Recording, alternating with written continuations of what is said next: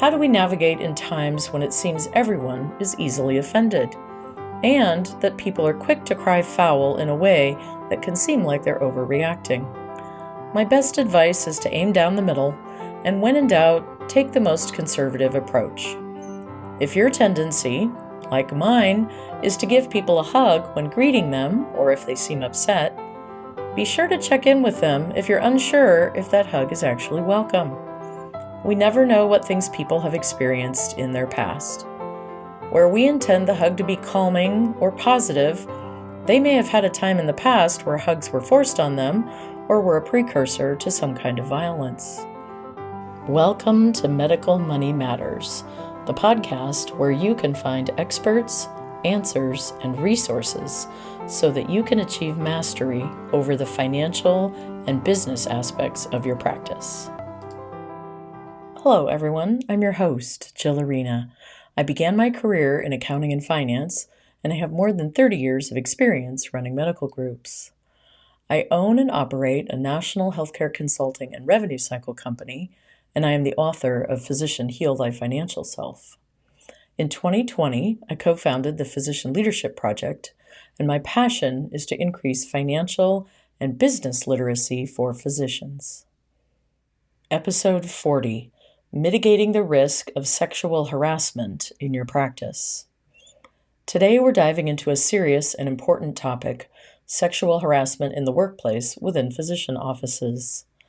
We'll be exploring the complex power dynamics involved and focusing on how to mitigate risks, especially in the classic case of a male physician and a female staff member. First and foremost, we must understand what sexual harassment is and why it is so detrimental to a practice. It goes beyond inappropriate comments or actions. It's about an abuse of power that can erode trust and create a hostile work environment. The medical field is unique in its power dynamics. A physician's high level of education and authority can sometimes lead to a misuse of power. This is especially prevalent in situations involving male physicians and female staff members. But how does it manifest, and what can be done about it?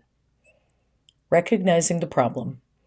First, we need to understand when a relationship has crossed the line from professional to inappropriate. This is not always objective. What to one person may occur as a harmless comment or physical touch may leave another feeling uncomfortable or even violated. A conversation about sexual harassment wouldn't be complete without some reflection on the #MeToo movement and other woke trends. As with anything in life, some of these may be over the line, although many are an appropriate reaction by women and other marginalized populations to speak up and have a chance to say what works for them and what doesn't work for them, creating boundaries for what is acceptable and what is not. And here's the tricky part, everyone's boundaries are in a slightly different place. So, how do we navigate in times when it seems everyone is easily offended, and that people are quick to cry foul in a way that can seem like they're overreacting? My best advice is to aim down the middle, and when in doubt, take the most conservative approach. If your tendency, like mine, is to give people a hug when greeting them or if they seem upset, be sure to check in with them if you're unsure if that hug is actually welcome. We never know what things people have experienced in their past. Where we intend the hug to be calming or positive, they may have had a time in the past where hugs were forced on them or were a precursor to some kind of violence. And while their reaction today to what is intended as an innocent hug seems out of perspective, it may be terribly painful for them. Frequently, there is a wide gap between our intent and our impact. This goes for words and actions. If one of your employees feels a large power imbalance, they may feel like they need to keep quiet about something that's bothering them for fear of losing their job. Too many of these types of events over time affect the victim, the team, and the entire practice. Let's talk about the legal and ethical considerations. There's no room for sexual harassment in a medical practice. It's not only an ethical obligation, but a legal one as well. Here's what you need to know about the legal landscape. Given the shift in social movements, public opinion is shifting far in favor of the victim, and even minor issues are frequently seen as major problems. Yes, there is backlash, and it is here to stay. This makes the issue of sexual harassment especially volatile in medical practices. Physicians are perceived as having a lot of money and are therefore easy targets for lawsuits. Yes, there are employees out there who are predatory and will take a job with an eye to, quote, catching a physician in an inappropriate action and subsequently filing a lawsuit. And there are some physicians out there who are predatory and will hit on a young employee, assuming they can have their way due to the power imbalance.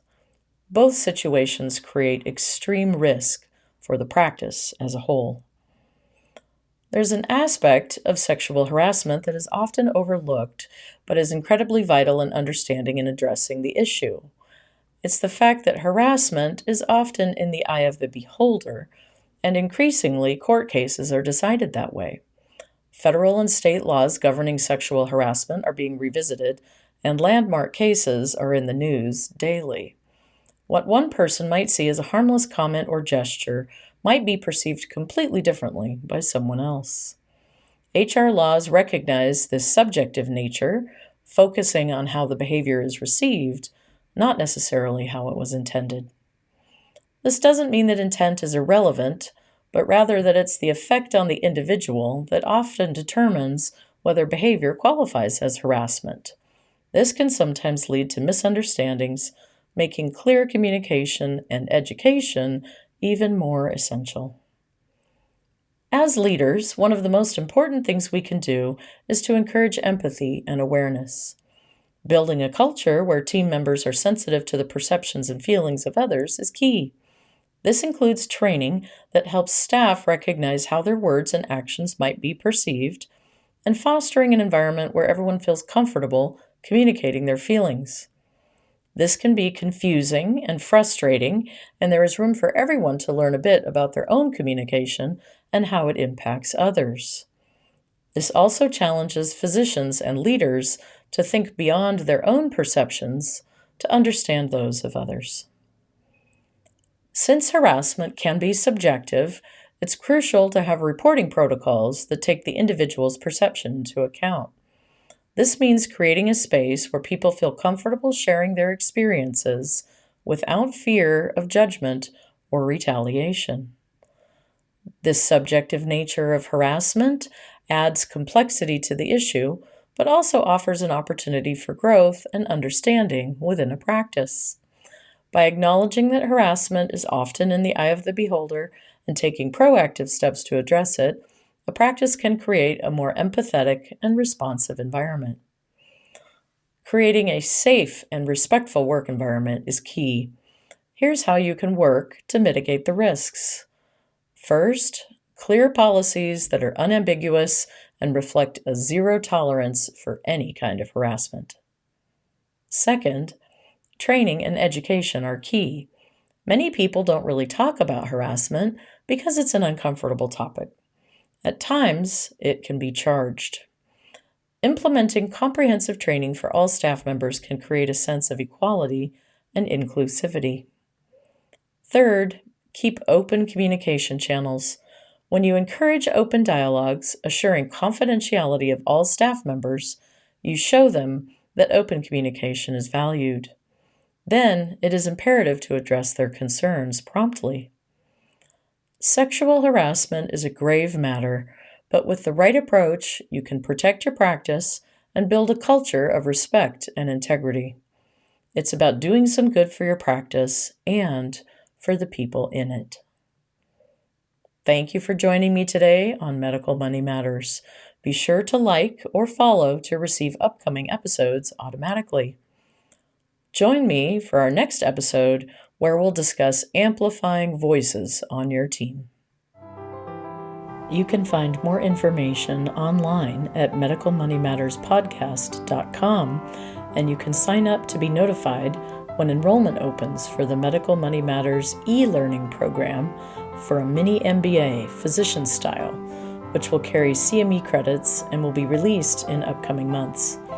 In that, we'll do an even deeper dive so you can understand dynamic budgeting strategies, cash flow forecasting, and other more esoteric financial concepts.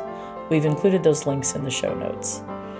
As I like to close out these podcasts, congratulations on taking the next step in your professional development and for making the commitment to learn about the financial and business aspects of your practice. I look forward to being on this journey with you and send you my heartfelt gratitude for all that you do for your patients all day, every day.